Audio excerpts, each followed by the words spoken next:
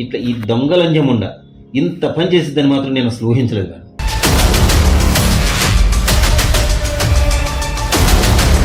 నా వైఫ్ వేరే వాళ్ళతో లేచిపోయిందండి.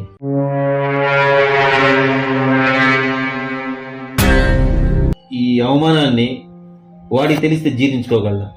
ఇట్లా మీ అమ్మ వేరే వాళ్ళతో లేచిపోయింది రాని అంటే ఆ పిల్లోడిని ఈ లోకం మొత్తం ఎట్లా చులకనగా చూస్తుంది కదా మేడం. పిల్లలకి ఎంత అవమానంగా ఉంటుంది మేడం.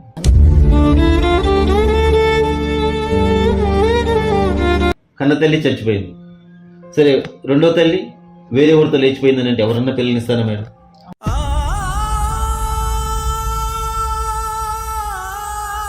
నాకు నువ్వు తప్ప ఇక లైఫ్ లేదని నీతో పెళ్లి చేసుకున్నావు. మొదటి భార్య ఎటు పోయింది, రెండో భార్యవి నువ్వు కూడా బాగొట్టుకుంటే నా బతికేం కావాలి?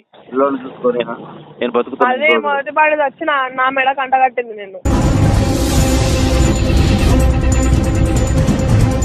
హాయ్ హలో నమస్తే, వెల్కమ్ బ్యాక్ టు సుంతతో మస్తీ. నమస్తే అండి. నమస్తే మేడం. మీ పేరు? విజయ్ కుమార్ అండి. ఏం చేస్తున్నారు? నేను బిజినెస్ చేస్తూ ఉంటానండి. చెప్పండి, ఏంటి మీ సమస్య ఏంటి? నాది ఒక ఫ్యామిలీ మ్యాటర్ మేడం. నా వైఫ్ వేరే వాళ్ళతో లేచిపోయిందండి.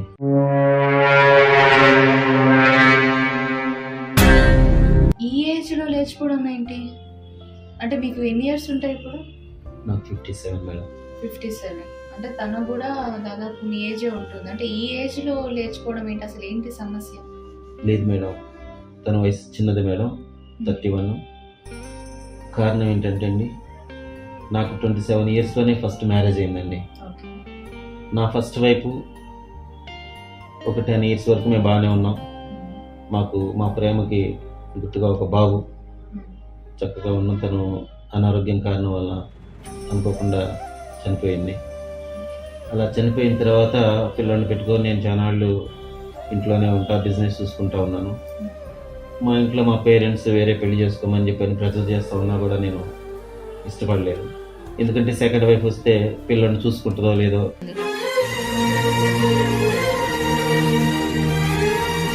కన్నతల్లి ప్రేమకి మారతల్లి ప్రేమకి వేరుగా ఉంటుంది కదా మేడం అని నేను ఆలోచించి పిల్లల్ని దృష్టిలో పెట్టుకొని నేను వేరే పెళ్లి చేసుకోవడానికి కూడా ఇష్టపడలేదు. కానీ మా పేరెంట్స్ ఎలాగోలో నన్ను ఒప్పించి చేయాలని చూశారు. అయితే ఈ మాకు రెండో సంబంధం దొరికిన అమ్మాయి చిన్న వయసు, నాకంటే చిన్న వయసు అవడం వలన. అంటే మీకు సెకండ్ మ్యారేజ్ వచ్చినప్పుడు ఎంత ఏజ్ ఉంటుంది? నాకు అప్పుడు 47 ఉంది మేడం. 47. ఓకే. 47 ఏజ్లోనే చేశారు. అంటే 10 ఇయర్స్ గ్యాప్. భార్య చనిపోయినామంటే తర్వాత భార్య చనిపోయిన 10 ఇయర్స్ తర్వాత చేసుకున్నారు. అంత గ్యాప్ తీసుకున్నారు ఎందుకు? అంటే పిల్లల్ని దృష్టిలో పెట్టుకొని వాడి భవిష్యత్తుని దృష్టిలో పెట్టుకొని హాస్టల్లో పెట్టుకొని చదివించుకుంటూ ఉన్నాను మేడం. అంటే సెకండ్ వైపు వస్తే పిల్లల్ని చూసుకుంటుందో చూసుకోదో అని. సో మీ పేరెంట్స్ వాళ్ళందరూ మిమ్మల్ని చేసుకోమని ఫోర్స్ చేసిన వల్ల మీరు సెకండ్ మ్యారేజ్ చేసుకున్నారు? అవునండి. ఓకే. నేనేం ఇష్టపడి చేసుకోలేదు. కాకపోతే ఆ అమ్మాయి వాళ్ళు కూడా వాళ్ళ పేరెంట్స్ చాలా పూర్ ఫ్యామిలీ.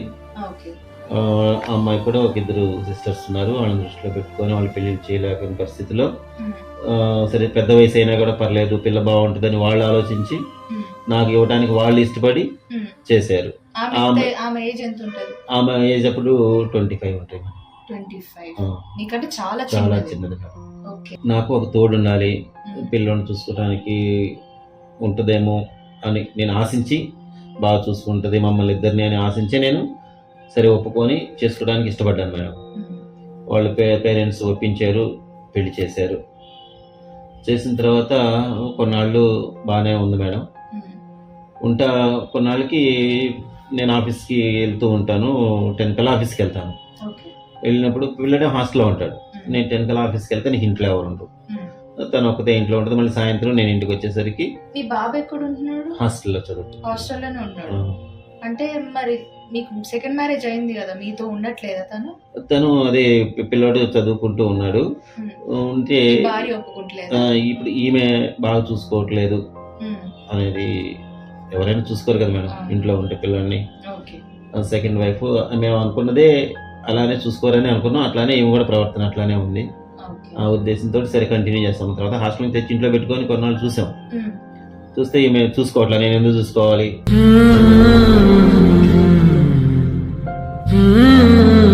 అనేసి తను అట్లా ఉండేది. నాకు పిల్లలు పుడితే బాగుండు అనేసి అట్లా ఆ ఉద్దేశం ఉంటుంటుంది. ఓకే. ఇక నాతో సరిగ్గా కూడా ఉండేది కాదు. మీకు సెకండ్ మ్యారేజ్ అనే విషయం తనకు తెలుసా? తెలుసు మేడం, తెలిసే ఇష్టపడే వాళ్ళు చేసుకున్నారు. ఓకే. కానీ కొన్నాళ్ళు బాగానే ఉంది, కానీ సడన్గా తను కొన్నాళ్ళకి నాతోటి సరిగ్గా ఉండట్లేదు. నేను పెద్దగా అనుమానించలా, ఇష్టంగా నేను ఉంటా ఉన్నాను. అన్ని బాధ్యతలు ఇంట్లో ఆఫీస్ నుంచి వచ్చే మనీ కానివ్వండి, అంత బిజినెస్ మీద వచ్చే తను డబ్బులు తన చేతికే ఇస్తాను. ఇంట్లో అందరినీ ఏది కావాలన్నా కానీ పేరెంట్స్ కానీ వాళ్ళ పేరెంట్స్ కానీ మొత్తం తనే చూసుకుంటుంది. నమ్మాను, పూర్తిగా నమ్మాను. ఎందుకంటే ఫస్ట్ వైఫ్ ఎటు పోయింది, ఈ సెకండ్ వైఫ్తోనే ఇక మిగిలిన లైఫ్ని నాకు కొంచెం ఉండాలి కదా మేడం, చూసుకోవడానికి. ఎవరో ఒకళ్ళు టైంకి వస్తే అన్నం పెట్టి మరి బట్టలు ఉతికి ఒక తోడు ఉండాలి, ఒక మంచి చెడు చెప్పుకోవడానికి, ఏ కష్టం వచ్చినా తనతో మాట్లాడుకోవడానికి ఉంటుందని ఆలోచన చేసుకున్నాను.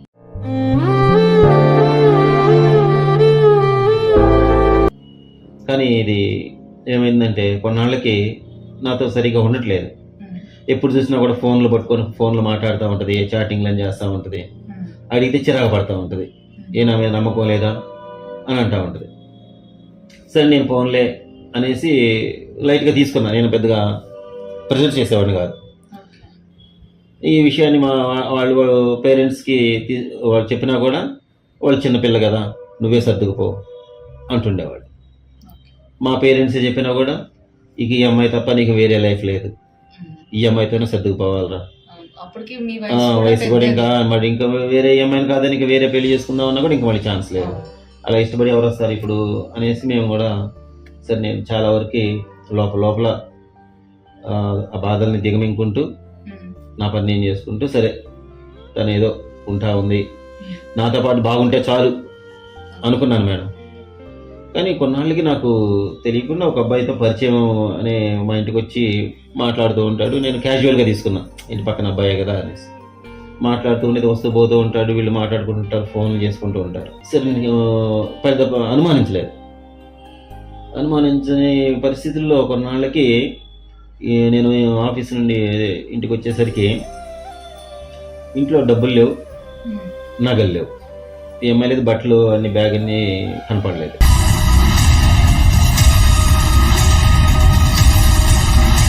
ఏంటని ఇల్లంతా చూసి వస్తుందిలే అనేసి సాయంత్రం వరకు వెయిట్ చేశాను. వస్తుంది కానీ ఇల్లు ఉంటుంది, బయటికి వెళ్ళి ఉంటుంది అనుకుంటాను తప్ప నేను అనుమానించలే. ఇంట్లో నైట్ వరకు రాలేదు. చూసి అందరిని అడిగాను, ఎక్కడికన్నా వెళ్ళిందా, మా ఆవిడ ఏమైనా కనిపించిందా అని ఇట్లా అడిగితే మేము చూడలేదని చెప్పారు. సరే ఫోన్ చేస్తే ఫోన్ తీయట్లేదు, నగలు అన్నీ కనపడలేదు. నాకు కొంచెం డౌట్ వచ్చింది, కానీ బ్యాగ్ ఇవన్నీ బట్టలు అన్నీ సర్దుకొని వెళ్ళిపోయి ఉంటుంది ఎక్కడికన్నా నా మీద అలిగేసి అనుకున్నా. అలిగి వెళ్ళినా వాళ్ళ పుట్టింటికి వెళ్ళినా, వాళ్ళ పుట్టింటికి ఫోన్ చేస్తే మా ఇంటికి రాలేదన్నారు.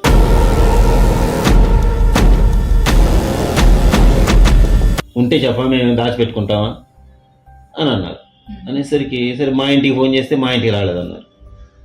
నాకేం అర్థం కాలేదు. సరే వచ్చిద్దులేని ఎదురు చూస్తున్నాను నేను అనుమానించలేదు. అయితే ఫోన్ చేస్తే రిసీవ్ చేసుకోవట్లా, బిజీ అని వస్తుంది, బిజీ టోన్లో పెట్టినట్టు. వేరే కాల్ నుంచి చేస్తే ఫోన్ రింగ్ అవుతుంది కానీ తీయట్లేదు. ఏం చేయాలో అర్థం కావట్లా. సరే నాకు అనుమానం వచ్చి పక్కన వాళ్ళని అడిగా, మా ఇంటి పక్కన వాళ్ళని, మా ఎవరో కుర్రోడు వచ్చాడు, ఇద్దరు కలిసి వెళ్ళారండి బ్యాగ్ తీసుకొని అని చెప్పారు. ఇక అప్పుడు నాకు ఇతను ఎప్పుడు వస్తా ఉంటాడు కదా మన ఇంటికి అనేసి నాకు అప్పుడు దాకా స్ట్రైక్ అవ్వలేదు మేడం. అంటే చాలా సార్లు వచ్చారా మీ ఇంటికి అబ్బాయి? వస్తా ఉంటాడు, మాట్లాడుతూ ఉంటారు. అంటే మీరు అడగలేదా మీ వైఫ్ ని ఎవరు ఇతను ఊరికే వస్తున్నాడని? అడిగాను మేడం, అడిగితే పక్కన అబ్బాయి మనకి ఏదైనా అవసరం అయినప్పుడు నాకు సరుకులు అయితే తెచ్చి పెడుతుంటాడని చెప్పారు తప్ప ఏమి ఇంకా మనకి వాళ్ళ మధ్య ఇంత కెమిస్ట్రీ ఉందని నాకు అర్థం కాలేదు. వాళ్ళిద్దరి మధ్య ఏం జరుగుతుందా అనేది నేను అసలు పట్టించుకోలేదు మేడం. నేను ఉదయం వెళ్తే 10 గంటలకు వెళ్తే ఆఫీస్కి, సాయంత్రం వచ్చేసరికి నేను 9 అయింది మేడం. ఇంట్లో ఉదయం నేను లేచిన దగ్గర నుంచి టీ పెట్టుకోవటం కానివ్వండి, స్నానానికి నీళ్ళు కానివ్వండి, బట్టలు కానివ్వండి, అన్నీ ఇక నేనే చేసుకోవాలి. మళ్ళీ నేనే టిఫిన్ చేసి పెట్టుకోవాలి, తినేసి వెళ్ళేవాడు. తనకు కూడా నేనే పెట్టాలి. పడుకొనే ఉంటుంది, లేకపోదు, పట్టించుకోదు నన్ను. టిఫిన్ చేయాలంటే నేను తింటాను, నువ్వు పో అంటుంది, నన్ను నెగ్లెక్ట్ చేస్తుంది.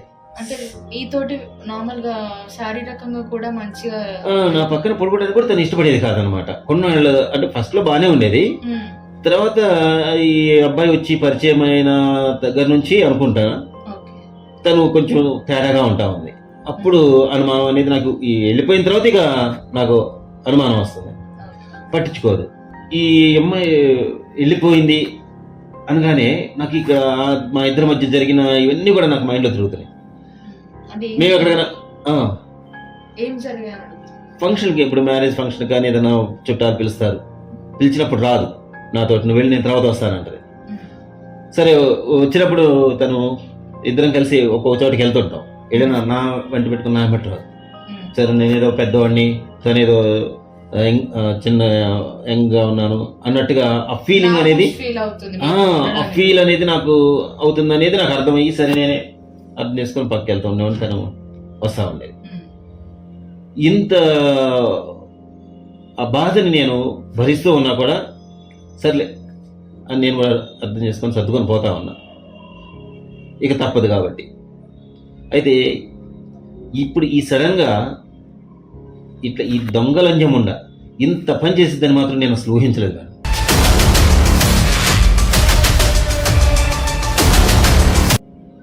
అసలు తను ఆ అబ్బాయితోటి అంత క్లోజ్గా ఉంటూ సడన్గా లేచిపోవడం అని అంటే అసలు మొత్తం డబ్బు నగలు తీసుకుని అసలు ఎంత ధైర్యం ఉంటే చేస్తుంది ఆ పని. నా ప్రేమని చులకనగా తీసుకొని చేసింది మేడం. నా నమ్మకాన్ని వంచింది అంతే. నేను ఏం చేయాలి అర్థం కాదా. కొన్నాళ్ళకి చూస్తానే ఉన్నా, వస్తుంది ఇంకా అని అర్థం చేసుకొని తెలుసుకొని వస్తుందని, తిరిగి వచ్చేది ఎప్పటికైనా అని చూస్తూ ఉంటే రావట్లేదు. ఇక నేను డిప్రెషన్లోకి వెళ్ళిపోయాను. ఆలోచించి ఏం చేయాలి. ఇక తెలుసు కదండి, ఇక తాగుడికి బానిస అయిపోయాను. ఇక అన్ని ఇక వ్యసనాలు, బాగా బిజినెస్ చేసుకుని ఏ పని చేయలేకపోతున్నా. ఇటు చూస్తే పిల్లాడు చదువుకుంటున్నాడు, వాడు చదువు పాడేది. ఇంకేం చేయాలి అర్థం కాల, చచ్చిపోదామన్న ఆలోచన వచ్చింది మేడం. కానీ పిల్లాడు ఉన్నాడు కదా మేడం, బాబుని దృష్టిలో పెట్టుకొని ఎలా కింద బ్రతకాలి అని ఆలోచించుకోండి. బాధపడకండి. చంద్రంలో నా నీరంతా కన్నీరాయనే. అంటే మీరు మీ ప్రేమని తను చులకనగా తీసుకున్నట్టుంది. అంటే మీరు ప్రతిది కూడా సరే చిన్నపిల్ల కదా తెలుసుకుంటదిలే అని మీరే అప్పుడే గట్టిగా ఉండుంటే ఈ పరిస్థితి వచ్చేది కాదేమో. అంటే మీరు మీ అంత ప్రేమ చూపిస్తున్నారా, ఈవెన్ ఒక సెకండ్ భార్య అయినా సరే పిల్లోడిని చూసుకుంటూ ఈమె మీద అంత ప్రేమ చూపించి మీరు అన్ని పనులు కూడా మీరు చేసుకొని అంత ఉన్నారు కాబట్టి అంత చులకన అయిపోయారు. చులకనే మేడం. నేను ఆ రోజు ఆ అబ్బాయిని చూసినప్పుడు ఈ అబ్బాయి ఎవరు మన ఇంటికి ఎందుకు వచ్చాడని ఆ రోజే కొట్టుంటే నాకు ఈ రోజు ఈ పరిస్థితి వచ్చేది కాదు. అంటే చాలా సార్లు వచ్చారు ఇంటికి, వస్తా ఉండేవారు, ఉండేవారు అనేది నేను ఉన్నప్పుడు అప్పుడప్పుడు తగులుతూ ఉండేవాడు. సరే వీళ్ళు రెగ్యులర్గా కలుస్తూ ఉన్నారేమో మాత్రం నేను గమనించాను, నాకు తెలియదు. అది తెలియని విషయం అనమాట. అట్లా వాళ్ళు వస్తా పోతా ఉంటారు. మనకి ఏం పని మేడం, ఇంటి పక్కన అడిగితే నాకే అవమానం. ఇప్పుడు ఏమవుతుందంటే బయటికి వెళ్ళాలంటే తలెత్తుకొని తిరగలేని పరిస్థితి మేడం. అందరూ నన్ను అవమానంగా చూస్తున్నారు, చులకనగా చూస్తున్నారు. వీడి భార్య లేచిపోయింది వేరే ఒకటితోటి అనేసి ఇక నాకు బయటికి వెళ్ళాలంటే కూడా తలవంపులుగా ఉన్నాయి. దీని గురించి ఇంత ఆలోచిస్తూ ఫస్ట్ భార్య చనిపోయింది, రెండో భార్య వేరే ఎవరితో లేచిపోయింది. మరి బయట పబ్లిక్లోకి వెళ్తే అసలు వీడు మగాడా కాదా అని వెనక నుంచి అంటూనే ఉన్నారు మేడం.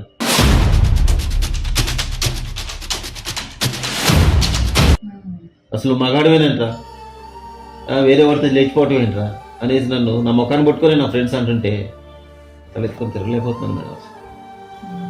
సరే నా గురించి వదిలేండి మేడం, ఎటు వయసు అయిపోతుంది. కానీ పిల్లోడు ఉన్నాడు కదా మేడం, పెళ్ళిడికి వస్తున్నాడు. రేపు పొద్దున వాడికి ఏదైనా పెళ్లి సంబంధం రావాలనంటే తల్లిని అడుగుతారు. కన్న తల్లి చచ్చిపోయింది, సరే రెండో తల్లి వేరే ఎవరితో లేచిపోయిందని అంటే ఎవరన్నా పిల్లల్ని ఇస్తారా మేడం? అసలు ఎట్లా ఉంది మనకి ఇప్పుడు ఉన్నవాళ్ళు. ఒక పెళ్లి సంబంధం చూడాలంటే 7 తరాల ముందు వెనక ఆలోచించి ఇచ్చే రోజుల పరిస్థితులు. నా బిడ్డకి ఎట్లా మరి ఈ అవమానాన్ని వాడికి తెలిస్తే జీర్ణించుకోగలరా? ఇట్లా మీ అమ్మ వేరే ఎవరితో లేచిపోయింది రాని అంటే ఆ పిల్లోడిని ఈ లోకం మొత్తం ఎట్లా చులకనగా చూస్తుంది కదా మేడం. వాళ్ళు ఎత్తుకొని తిరగలేరు అసలు అలాంటి పిల్లలకి ఎంత అవమానంగా ఉంటుంది మేడం. అవును. ఆ బాధ తలుచుకుంటే ఇంకా గుండె తరుక్కుపోతుంది మేడం. ఉమ్. ఏం చేయాలో అర్థం కావట్లా, పిల్లడికి ఎట్ట చెప్పుకోరు అర్థం కావట్లేదు. అసలు తను లేచిపోయి ఎన్ని నెలలు అవుతుంది? 3 నెలలు అవుతుంది మేడం. 3 నెలలు అవుతుంది. అంటే ఈ 3 నెలలు కూడా తనకి ఫోన్ చేయడం కానీ ఎక్కడుందో కనుక్కోవడం కానీ ఏం చేయలేదా? చేశాను మేడం. ఉమ్. నా ఫోన్ని రిసీవ్ చేసుకోవట్లేదు, బిజీ కంప్లైంట్ అని. ఏమైనా చేశారా? అది మిస్సింగ్ కేసు పెడితే ఉమ్. పోలీస్ స్టేషన్లో నాకే కదా మేడం అవమానం. ఉమ్. పైగా మా అత్తగారు నా మీదే ఉల్టా నా మీద రివర్స్ కేసు వేస్తానంటుంది. నా కూతుర్ని ఏం చేసావు, ఏమైపోయిందని. ఉమ్. ఈ లంజం ఉండా ఇట్లా లేచిపోయిందని వాళ్ళతో చెబితే ఉమ్. వాళ్ళు ఏమంటున్నారు, నా కూతురు నువ్వేం చేసావు అని నా మీద కేసు వేస్తారంట.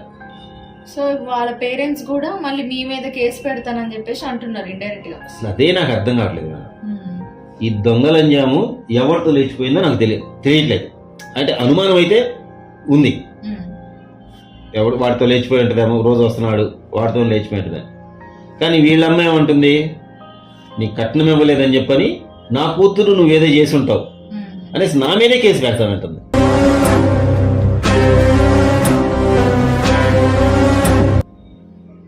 నన్ను బెదిరిస్తుంది మేడం. ఉమ్. మీకేం అవసరం అట్లా చెప్పుకోవడానికి? అసలు నువ్వు నేను తలెత్తుకొని బయట తిరగలేకపోతున్నా, ఇది ఇట్లా చేసిన విషయం ఎవరు చెప్పుకోలేకపోతున్నా. అసలు ఎవరు చెప్పుకోలేని పరిస్థితిలో మీ దాకా వచ్చా, ఏం చేయాలో అర్థం కాక. అలాంటిది ఈ లంచ్ చేసిన పనికి నేను చావాల బ్రతకాల అర్థం కాని పరిస్థితిలో ఉన్నాను మేడం. ఇటు పిల్లల్ని దృష్టిలో పెట్టుకొని వాడికి పెళ్లి చేసే వయసు వస్తుంది, నేను కూడా లేకపోతే నా పిల్లోడు ఏమైపోతాడు మేడం. వాళ్ళ అమ్మకు తెలిసే ఉంటుంది మేడం, వాళ్ళ అమ్మకు తెలియకుండా ఉండదు నా అనుమానం. వీళ్ళ అమ్మాయి ప్రవర్తన వాళ్ళ అమ్మకు తెలిసే ఉంటుంది. వీళ్ళంతా కలిసి వాళ్ళ అమ్మకు చెప్పుకొనే ఉంటుంది, ఫోన్ చేసి వీళ్ళంతా కాంటాక్ట్లోనే ఉంటారు మాట్లాడుకుంటూ. నాకు తెలియదని చెబుతుంది కానీ వాళ్ళమ్మ నాకైతే ఫోన్ తీయట్లా. వాళ్ళ అమ్మకు చెప్పుకోవచ్చుగా, వాళ్ళ అమ్మతో మాట్లాడుతూ ఉండొచ్చుగా, వాళ్ళకి ఫోన్ చేస్తూ ఉండొచ్చుగా. వాళ్ళు తెలిసి కూడా నాకేం తెలియదు అంటున్నారు, వస్తే ఉంచుకుంటాం అంటున్నారు. కానీ ఇదంతా ఒక డ్రామాలాగా, హైడ్రామాలాగా నన్ను ఆడుకుంటున్నారు, నా జీవితంతో ఆడుకుంటున్నారు. తల్లి కూతుళ్ళు వాళ్ళ బంధువులు మధ్యలో నేను నలిగిపోతున్నా. కేవలం ఆస్తి మీ డబ్బు చూసే చేశారు అనుకుంటా పెళ్లి. అదే మేడం, మా ప్రాపర్టీ పైగా బాగా చూసుకుంటాడు అనే నమ్మకంతోనే చేశారు. నా ఫస్ట్ వైఫ్ తోటి మేము బాగుండేవాళ్ళం, అలాగే ప్రేమగా చూసుకుంటాడని నమ్మకంతోనే చేశారు. నేను కూడా తప్పదు అనే పరిస్థితిలో చేసుకున్నాను. ఇప్పుడు ఏమంటున్నారంటే తను ఇప్పటికీ మళ్ళీ తిరిగి వచ్చినా నేను చూసుకుంటాను, మీకు తను కావాలి, ఎక్కడున్నా నా దగ్గర రావాలి అని అంటున్నారు. అవును మేడం, తప్పదు. ఇక నా జీవితం ఇంకా ఆమెతోనే నా శ్రేష్ఠ జీవితం గడుపుతా. తను వస్తే ఇష్టపడి ఇక ఏమన్ను, ఇట్లా చేసినావు ఏంటి, ఎందుకు ఇలా జరిగింది, ఎవరితో పోయావు, ఇవన్నీ మళ్ళీ టార్చర్ కింద అవుతుంది కదా మేడం. అలా తనని అడిగి నేను బాధ పెట్టడం, నేను బాధపడటం ఇవన్నీ అవసరమా? దూరంగా పడుకుంటుంది వెళ్ళి.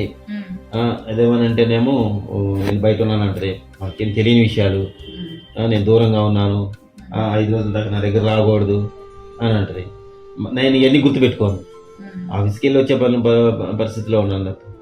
సరే ఎప్పుడో ఇష్టం ఉండో కష్టం ఉండో ఉండాలి కాబట్టి ఉంటుంది, అంతేగాని నాతో ఇష్టంగా ప్రేమగా ఒక్కరోజు కూడా గడిపేది కాదు మేడం. ఏదో ఉన్నామంటే ఉన్నాం. మీరు బ్లాక్ లో పెట్టింది అంటున్నారు కాబట్టి ఒకసారి మన నంబర్ నుంచి కాల్ చేసి కనుక్కుందాం అసలు ఎక్కడ. నాకు నువ్వు తప్ప ఇక లైఫ్ లేదని నీతో పెళ్లి చేసుకున్నావు. మొదటి భార్య ఎటు పోయింది, రెండో భార్యవి నువ్వు కూడా బాగొట్టుకుంటే నా బతికేం కావాలి, పిల్లలు చూసుకొని నేను బతుకుతాను. అదే మొదటి బాడీ వచ్చి నా మెడ కంట కట్టింది. నేను అప్పుడు తలంచి తాళి కట్టించుకున్నావుగా. ఇప్పుడు నాకు ఇష్టమైన నేను వెళ్ళిపోయినా, నేను పెళ్లి చేసుకుంటున్నాను. ఏషాలు వేస్తాను, నేను పెళ్లి చేసుకుంటా. ఈ మధ్యలో ఈ లంజేషాలు వేస్తావని నాకు ముందే ఎందుకు చెప్పలేదు నువ్వు? ఎందుకంటే నీకు తీసుకెళ్ళినంత మాత్రం నీ దగ్గర డబ్బులున్నా, నీ నగలున్నా వాడు ఎప్పుడో వాడుకొని వదిలేస్తాడు, నేను మధ్యలో వదిలేస్తాడు. అప్పుడేది నీ బతుకు ఆలోచించుకో. వాళ్ళు ఏం అడగారు, మీకు మీ అమ్మ కూతుర్లంతా హైడ్రామా ఆడుతున్నారు. ఇదంతా చూడండి మేడం, వీళ్ళు అంటే మీ అమ్మతో మాట్లాడుకుంటూ ఉన్నావు అనమాట. ఇదంతా మీ అమ్మకు కూడా తెలుసు నువ్వు వెళ్ళిపోయి వేరే వాడితోటని. అంటే ఇప్పుడు తీసుకెళ్ళిన డబ్బు నగలు ఇవన్నీ కూడా మీ అమ్మ దగ్గర పెట్టుకొని కొంత తీసుకెళ్ళి వాడుకుంటూ ఉన్నావు ఎక్కడ కూర్చొని.